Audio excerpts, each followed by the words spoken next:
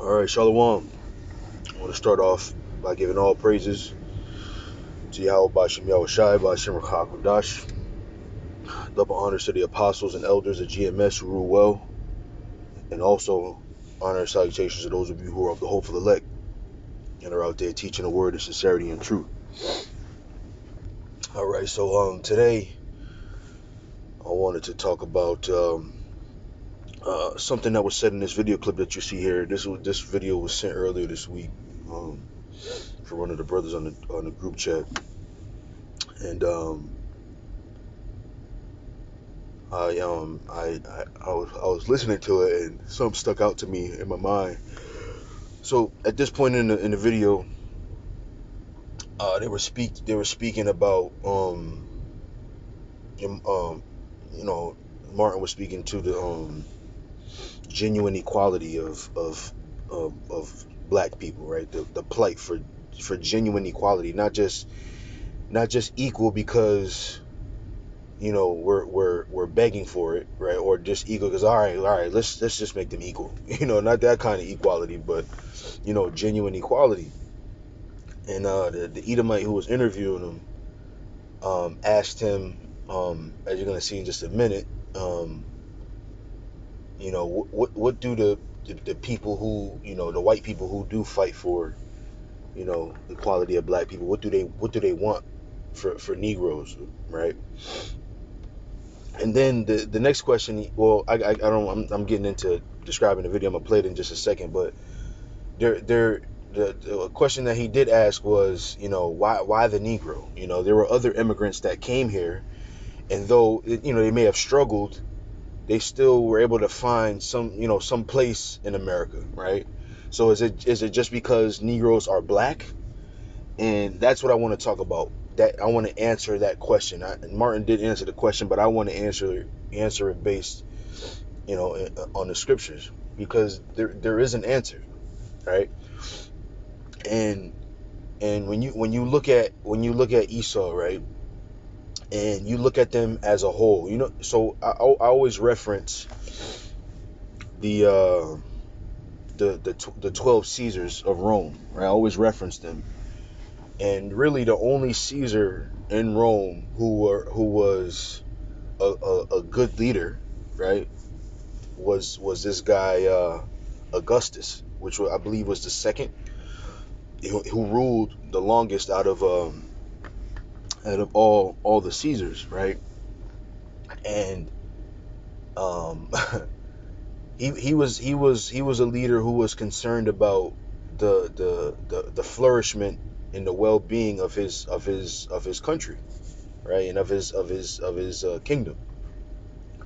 But when you dive into um, the history and the mentality of the other ones that preceded him, or not preceded him, I'm sorry, succeeded him, that came after him, you start to see that there was a very clear picture of what an Edomite is. a very clear picture, because Esau, when we talk about, I talk about all the time, the mental, uh I don't know, the psychology of what makes Esau do the things he does, right?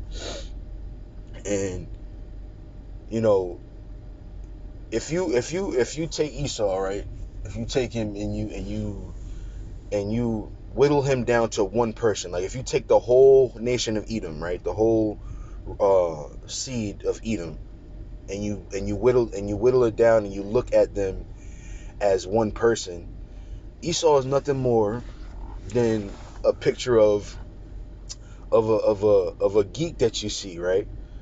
And those guys in high school, and I know we've all seen them. It's the little white boy in high school, right? He's got a duffel bag. He's got a duffel bag for a book bag wrapped around his shoulder. He leaves every book that he owns in the duffel bag so that he doesn't have to go to his locker, right? And he walks around with this goddamn duffel bag with all the books stuffed down in it, and he doesn't talk to anybody. He just comes in, does his work. He tries to be as invisible as possible. This is what Edom is. And imagine giving somebody like that a little bit of power, man. Imagine giving somebody like that who's never had power, right? Who's been picked on, and who in all reality really doesn't deserve power, because there is no real way for him to earn it. Like, for instance, right? You look at uh, King David, right? He you can say that, even in the scriptures it says that he couldn't build the Lord a temple because he had too much blood on his hands from fighting in war. But he got that power, right? And he increased in his power due to not his fighting prowess, right? But that he was a benevolent man before he even became king.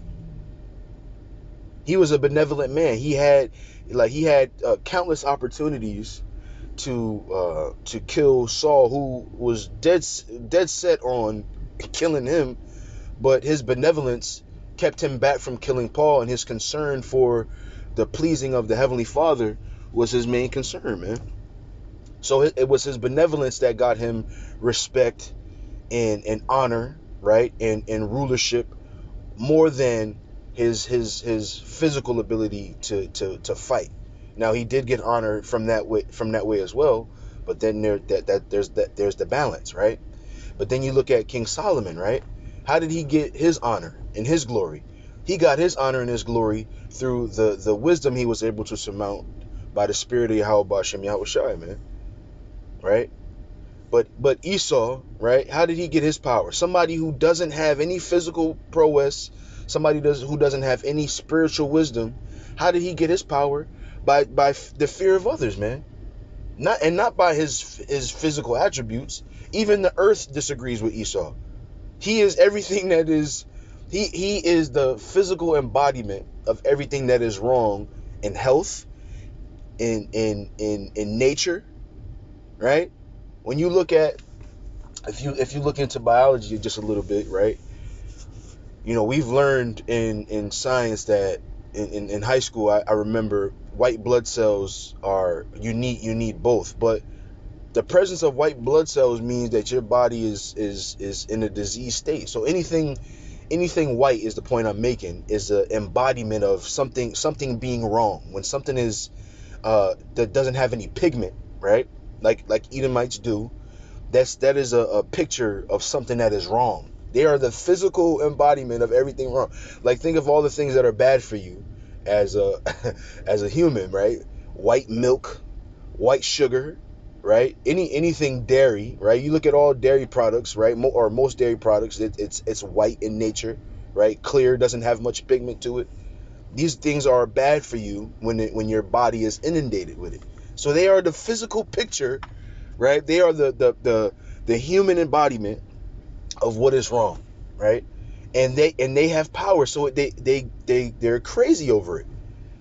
They've been crazed by this power, and this is the psychology of why he's so hell bent on messing us up, because the people who have the real power, right, which is Jake, right? Because not only do we have the physical prowess, right, to take over, right, but we also have the mental ability, right? Because we're so merciful as a people, it makes us benevolent, right? So this is what Esau is dealing with. So when he sees us, when he looks at us, there's an envy that pours out of him, and really that's the picture of Esau. His envy towards the nation of Israel has caused him to be so vicious towards him, and for no other reason, man. For no other reason. Let me rephrase that. Of course, through prophecy, through the spirit of Yahweh Bashem Yahushai, and his design and his story, this is why this is happening. But when you look at it from the level of a man, through a fleshly level, right? It's his envy that causes him to be how he is and who he is, right? So let me play this video clip. I apologize for rambling so much. I wanted to make that point. But let me play this clip so we can talk about this. Do you think white people and to Jim Clark, rather than acting in good faith for the realization of genuine equality? Do you think white people in this country, and I'm talking about non-segregationists, people devoid or thinking they're devoid of racism, do you have any idea what they want? He's smart. He said thinking they're devoid of racism. In other words, white people can't be not racist. And that's a double negative. I don't, for lack of a better way to say it, there's no way that white people can be without racism, because there is a deep-seated envy that started with their father Esau, man.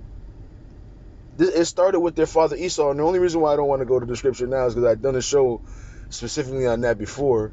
But his when you take the man Esau and what Jacob was able to do to him, that envy and that anger seeped into his bloodstream and into his semen, and every child that has come out of the nation of Edom, out of the loins of Edom, from then on, has had that same hatred and envy in them when they see Jake, man. So they can't be without racism. It's impossible. Who to be in America? Well, it depends on the level that we are talking here, because I think you have to make a distinction between the people who are genuinely and absolutely committed in the white community on the question of racial equality. And I must confess that I think they're in a very small minority. I think the vast majority of white Americans will go but so far. It's a kind of installment plan for equality. And they are always looking for. So okay, they can eat in the same restaurants as us, but really what it is I don't want to lose my privileges as a so-called white person. I don't want to lose being better than them for no reason. Then I gotta work to be better than them. No, I don't want to lose that.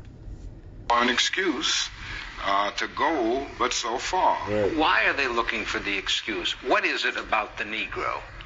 I mean, every other group that came as an immigrant somehow, not easily, but somehow got around it. Is it just the fact that Negroes are black? That's a part of it. And growing. See, he cracks me up the way he says white and black. Shit. So that's what I want to talk about. Why is the Negro, right? So let me read this first. Let me go. Sorry, let me go here. Go. Where did I have it at? I think I had it. There, go right here. So, the brother Zion hit me to this video, and I didn't watch it in the beginning because the young man in the video, he had his nails done like a like a girl, had some incense hanging out of his damn hair. So I didn't want to watch it because of that, but he played it for me in the car, and I must say that he's a smart kid, outside of being a goddamn demon. He had a thinking mind, and he mentioned that white supremacy is not a superiority complex, because that's what people say. They have a complex with being superior, and they don't want to relinquish that superiority, but really it's an inferiority complex. And he went into a couple of different facets, right? He talked about um music, right? And Esau having to be able to read music, whereas Jake doesn't need to read music because they feel it. They feel the music, right? A good example of that, or a good depiction of it rather, is the movie Drumline, right? Where you had this kid who got a scholarship to play in a band, couldn't read a lick of music, but he was the best drummer in the band, on the drum line, right? That's because we feel the music, right? It's like an internal. It's like I watch my kid. I got toddlers, man, and I watch them when music comes on, how they dance and how they then nobody taught them that. Nobody taught them to dance when music comes on, but they be out there bobbing their head and shaking their body and moving their arms because it's in us, man. There's a spiritual connection with music, right? So he talked about how uh so-called white people have to technically understand things because they can't feel them, and that's because of their lack of spirit. So that's not a superiority complex, that's an inferiority complex. They know that they are inferior, right? And the only way that they can maintain their place in society is if they destroy our place. They can't compete. So what do they have to do? They have to destroy our character, right? They have to destroy our physicality. They have to demean us. They have to do those things to bring us to their level so that they can compete, man. Right? So let me read this. It says, an inferiority complex consists of feelings of not measuring up to standards, a doubt and uncertainty about oneself, and a lack of self-esteem. It is often subconscious and is thought to drive afflicted individuals to overcompensate, resulting either in spectacular achievement or extremely asocial behavior, which is the latter for Esau, man. They don't even know what it is to love someone, right? They don't understand authority in a benevolent way, right? They don't understand anything, man. Right? As far as being social goes, right? How to care about somebody other than themselves. All the that dog eat dog, that term came from Edomites, man. That you gotta destroy somebody and hurt them and harm them to get ahead of them. That's an Edomite thing, right? So now let's get to the scriptures because the question was why the Negro, and my answer to that is because you look at the other tribes, right? And even though I consider, if like when I hear nigger or negro, I think of all of Israel because we all got the we all caught the brunt of Esau's punishment, right? And with that being said, right, the one tribe that got it the worst is the tribe of Judah. And it's just a fact. It's a fact that the tribe of Judah got it the worst. So when he says why the Negro, there's a reason, right? Because when you look at all the tribes at today, right, Judah has been the one tribe that consistently tried to fight against Esau, right? In different ways, right? You had the Black Panther Party, you had Martin Luther King and his civil rights movement, you had Malcolm X's end of the civil rights movement, right, which is about fighting back. You had the Nation of Islam, right? You had all of these different uh, facets or these different avenues, and Judah was the one leading the charge in all of these, man. They've always been the one to be right there in Esau's face. And matter of fact, that brings me to this scripture right here. This is Genesis 49.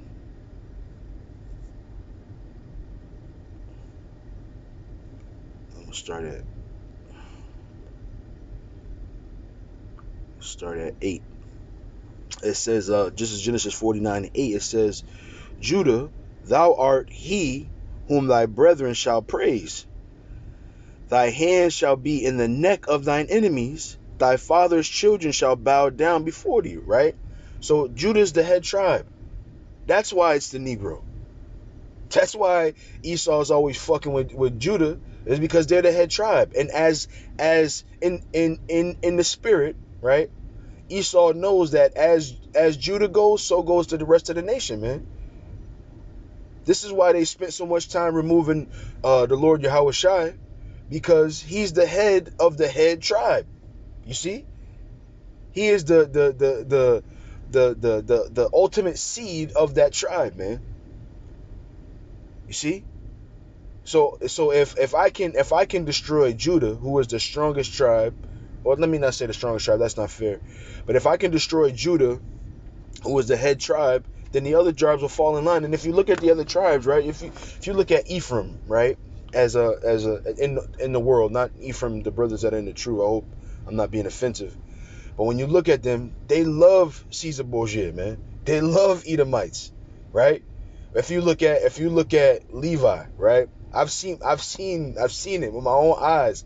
They will protect Esau with their whole heart, man. With their whole being, they will protect Esau.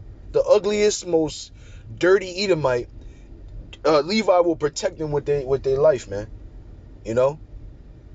So when you look at the picture of all the tribes, right? All the other tribes got this love for Esau, but Judah's the one tribe that can't stand him, man. Fucking crackers, these motherfuckers, you know. So that's why the Negro, those two, those two, when you get so-called white people and you get so-called, so-called black people, that's Jacob and Esau, man. You see. So let's keep going. It says Judah is a lion's whelp. From the prey, my son, thou art gone up. He stopped down, he couched as a lion, and as a old lion, who shall rouse him up, right? So when he gets roused up, right, when he finally, when the tribe of Judah finally rises up, the rest of the nation will go be as follows, man. That's just the spirit of it, you know. It's the head tribe, right? It says the scepter shall not depart from Judah, nor a lawgiver from between his feet until Shiloh come, and unto him shall the gathering of the people be, which is speaking to the Lord Yahweh Shai, man. You see, so that's why it's a Negro. He's the head tribe. Okay, so let's go to Psalms 83, right? Because this is, again, you know, we can read this scripture for every show I do. This is Psalms 83 and 3. It says, they have taken crafty counsel against thy people and consulted against thy hidden ones. They have said, come, let us cut them off from being a nation, that the name of Israel may be no more in remembrance, right? So if we can get the head tribe, right? If we can get the tribe that's in the forefront, then we can finally get them, man. We can finally get them. Or we can keep them in the condition that they're in. You see? So I got Hosea written down here. I can't remember what it says. Let's go to it real quick. Oh, Khan, I remember now. This is Hosea 9:13. It says, Ephraim, as I saw Tyrus, as planted in a pleasant place, but Ephraim shall bring forth his children to the murderer. Now, the point I wanted to make here is that, you know, Ephraim got a good relationship with Esau, or a reverent relationship with Esau, man. Like, if when we put that picture up, when we're out on the highways and byways teaching, and we put that picture up of Caesar Borgia, that that picture, I'm sorry, Ephraim is the one tribe that gets affected most by that. Oh, Dios mío. They're the ones that are most affected by it, man, because they're raised in that whole thing. Whereas Judah, even though a lot of them are Christians and Baptists or what have you, and they got that picture of Caesar Borgia, they're not as connected to it as the other tribes are, man. They're not as connected to it, you know. Like you know, like my dad grew up in a Baptist household, but by the time he, was a grown man, 18, 19, 20 years old, he was on some fuck white people. I'm not worshiping that white Jesus, you know. So that's when I say Judah, Judah being, because I'm a Levite, but they so-called black people are the ones that are most against that whole that whole idea of a white Jesus, you know. But Ephraim, they have, you know, been in league with the so-called white man. Okay, so that's it, man. That's all I had. I didn't mean to ramble so much. Hopefully the point was made, and it was edifying. With that being said, I want to give all praises to Yahweh Bashim Yahweh Shai Bashim Chak. Double honors to the apostles and elders of GMS. Honor and salutation to those of you who are the hopeful elect. And with that, I say shalom.